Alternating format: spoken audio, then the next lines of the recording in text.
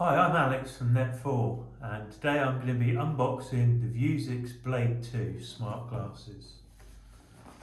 So inside the glasses you've got a case and you've got all of your serial numbers and details on the device there.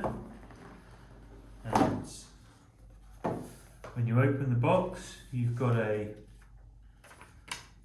charging explanation. You've got a safety and warranty. You can never be too careful with these things. And then onto the good stuff. You come with a nice hard case that contains your Vuzix, and our Net4 Vision sticker has been added. And as I open the case up, you're presented with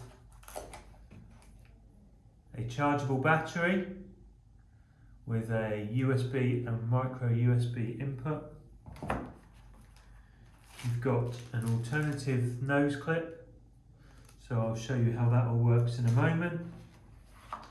You've got your micro USB cable for charging the device and connecting it to your computer.